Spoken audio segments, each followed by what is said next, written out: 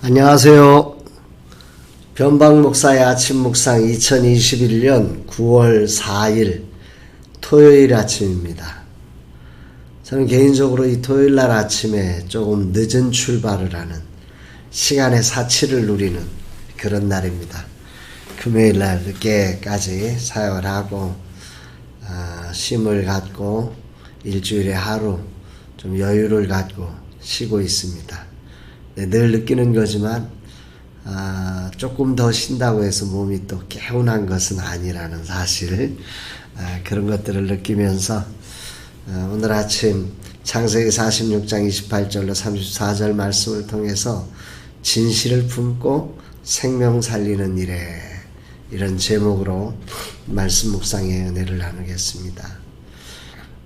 주일을 준비하면서 한 주간의 사역들을 정리하고 다음 주 사역을 또 이렇게 정돈해 놓고 이렇게 다양한 일들로 바쁜 일정이 있습니다. 이런 가운데에서 오늘은 어떻게 살까? 말씀이라는 기준점을 가지고 오늘이라는 삶의 순간순간들을 잘 성경적 가치관을 따라서 살아가기를 소망하면서 오늘도 말씀 묵상으로 들어가 보겠습니다. 오늘의 요절 말씀이기도 하고요. 오늘 중요한 이 야곱이 이제 고센 땅에 애굽으로 이제 돌아가서 요셉이 이제 야곱을 맞이해서 고센 땅으로 이끌어가면서 이렇게 첫 상봉하는 아름다운 장면이죠. 29절로 30절 말씀 같이 한번 보겠습니다. 요셉이 고센으로 올라가서 그의 아버지 이스라엘을 맞으며 그의 목을 오금 맞춰 안고 얼마 동안 울매 내가 지금까지 살아있고 내가 내 얼굴을 보았으니 지금 죽어도 족하도다. 자, 요셉이 고센으로 올라가서 그의 아버지를 유다가 이제 먼저 와서 이제 고센이라는 지역으로 이끌어가라 이렇게 해가지고 이제 고센에서 아버지와 아들이 만나는 거지요. 그러자 이 야곱이 내가 죽었는 줄 알았는데 살아난 아들을 보면서 막 목을 어금 맞춰 안고 한참을 울다가 네가 이렇게 살아있다는 걸 보니까 내가 이젠 죽어도 괜찮다. 내가 죽어도 이제 기쁘다. 뭐 이런 표현들을 하고 있는 장면입니다. 인생이라는 삶에서 저는 이 말씀을 이렇게 묵상하면서 요 장면까지 야곱과 요셉이 헤어진 기간이 이렇게 추론해 보니까 그 22년이더라고요. 여기 이제 제가 정리를 해놨지만 17세에 이제 형들의 배신 속에 노예로 팔려나갔지 않습니까? 그리고 13년이라는 시간 노예와 감옥의 삶을 살았고, 그리고 나서 이제 총리가 돼서 7년 동안 풍년을 누리다가, 그리고 이제 지금 2년간 흉년을 맞이해서 이제 곡식을 취하러 왔다가 이제 요셉과 형제들이 만나고 이제 아버지와 만나는, 그러니까 이걸 총 더하니까 22년의 세월. 그래서 벌써 그 요셉의 나이가 39살이 되는 거죠. 이제 40을 바라보는 나이까지 요셉은 성장했고 17세에 그 사춘기를 맞이한 뭐 그 정도 되는 나이에서 헤어져서 40줄에 접어든 그런 요셉을 야곱이 만나는 이 장면, 22년이라는 시간, 죽었다고 생각한 아들, 없어졌다고 생각한 아들을, 그것도 총리가 되어서 자신의 생명을 이 흉년 기간에 정말 아주 최적의 시간에 요셉에 의해서 자신들의 생명이 건져지는 놀라운 경험을 지금 야곱과 형제들은 하는 것입니다. 이것을 묵상하면서 이런 생각이 들었습니다. 잃어버린 22년을 회복시킨 하나님. 이들에게서 그 22년이라는 시간은 완전히 잃어버려진 시간이었을 거라고요. 그렇지 않겠습니까? 내 인생에 요셉은 없어. 그리고 슬픔으로 가슴에 안고 잊어야만 하는데 잊혀지지 않는 그 상처로 인해서 가슴앓이를 하고, 그걸 누구에게 이렇게 탓을 돌려버리면 다른 형제들, 자식들과의 관계가 깨어지고, 이러지도 못하고 저러지도 못하는 이 아버지의 슬픔, 이런 것들로 해서 22년이 잃어버려졌다 생각했던 야곱에게 이 22년이 이 가정을 위한 하나님의 특별한 섭리가 작동되는 시간이었음을, 22년이라는 시간 동안 하나님은 요셉을 총리로 만들기 위해서 다양한 일들을 행하시면서 잃어버렸다고 한 시간이 놀라운 하나님의 일하심의 시간이었다는 사실을 이 말씀을 통해서 묵상을 해보는 거죠. 오늘 우리들에게도 그렇게 잃어버렸다고 생각되는 시간, 내 인생은 끝이라고 생각한 그 자리가 그게 과연 진실일까 하는 생각도 해봅니다. 하나님 안에서 보면 전지하시고 전능하신 하나님의 그 능력이라는 그 차원의, 다른 차원에서 오늘이라는 내 삶을 바라본다면 과연 어떤 일이 벌어질까? 이런 기대와 소망과 또 새로운 차원에 대한 믿음을 갖게 되는 것입니다. 자, 창세기 46장 33절로 34절을 또 보시면 요셉이 이제 그 아버지와 형제들에게 바로가 당신들한테 물을 텐데 이렇게 대답하세요, 이렇게 하는 걸 가르쳐주고 있는 장면이죠. 바로가 당신들을 불러서 너희의 직업이 무엇이냐 묻거든 주의 종들은 어렸을 때부터 지금까지 목축하는 자들이온데 애굽 사람은 다 목축을 가증히 여기나니 고센 땅에 살게 되리이다. 요셉은 바로가 이제 만나서, 바로는 요셉을 통해서 너무 요셉이 사랑스럽고 너무 좋기 때문에 그 아버지와 형제들에게 좋은 것을 베풀기를 원하잖아요. 근데 바로 왕이 좋아하는 것과 하나님이 이들을 이끌어가는 방향성이 다르거든요.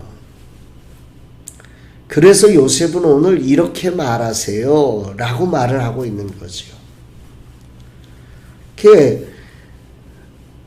그 말의 핵심은 뭐냐면 진실을 바탕으로 하는 거죠. 주의 종들은 어렸을 때부터 지금까지 목축하는 자들입니다. 그런데 이 목축에 대해서 애굽 사람들은 다 가증히 여긴다는 거예요. 다시 말해서 이 목축을 선택한다는 얘기가 어떤 의미를 갖는 거냐면 애굽 사람들과 함께 어울리지 않는 그 구별된 자리, 구별된 땅에서 살 수 있는 그런 자격을 얻게 된다는 거죠. 그래서 고센 땅에 살 수 있는 기회를 얻게 될 거다.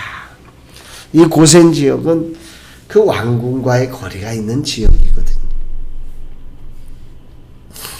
이런 거 저런 거를 조합해보면 이 요셉이 가졌던 이 생각이 참 놀라운 지혜다. 이게 하나님의 선하신 뜻을 이해한 사람의 지혜다. 이런 생각을 해보게 됩니다. 그러면 여기서 우리는 질문해 봐야 되는 거죠. 왜 요셉은 이 당연한 것을 아버지와 형제들에게 가르쳐 고센 땅에 우리는 목축하는 사람들입니다 라고 말하게 했을까요? 또 당연한 거죠. 너 직업 뭐야? 얘 목축하고 있어. 이거 당연한데 왜 이 당연한 것을 이렇게 강조하면서 가르쳤을까? 자칫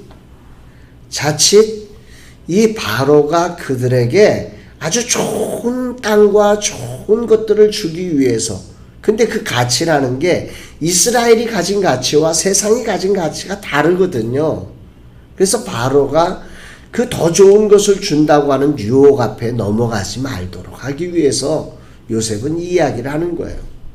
특별히 그 배경 속에 그렇게 하다 보면 정치적으로 이용당할 수 있기 때문에 우리 정치라는 걸 알잖아요.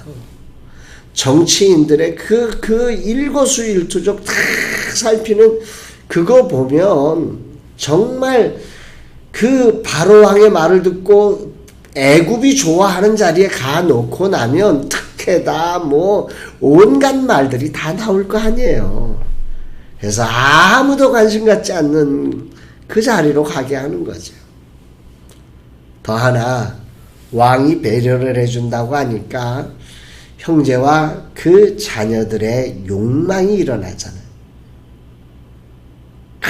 애굽의 그 정말 들판에서 살다가 애굽의 화려한 그 문화를 보면서 우리도 저런 거 하면 좋지 저런 거 하면 좋지 뭐 이러면서 그런 것들에 의해서 마음 뺏기는 일들이 벌어질 게 너무 뻔한 거 아니겠어요? 그런 것들을 차단하는. 그렇게 해서 이스라엘이 종교적으로 정치적으로 또 이렇게 문화적으로 구별될 수 있는 자리를 갖게 하려고 하는 거죠. 거기에 이 모든 것들을 언약을 이루는 하나님의 섭리의 땅으로 만들어 가시는 하나님의 섭리가 작동해서 오늘 요셉은 이런 이야기를 하고 있다는 사실을 우리가 기억해 봐야 됩니다. 자, 오늘 이 말씀을 가지고 그렇다면 적용 및 미션으로 들어가서 우리는 어떻게 살아야 할까요? 저는 오늘 두 가지를 묵상을 하게 되는데 이 요셉은 이 삶 속에서 무엇을 기초로 하고 있냐면 진실을 기초로 하는 것입니다. 아무리 선한 목적도 거짓을 통해서 그 선한 목적을 이루어가면 그것은 오래 갈 수가 없습니다.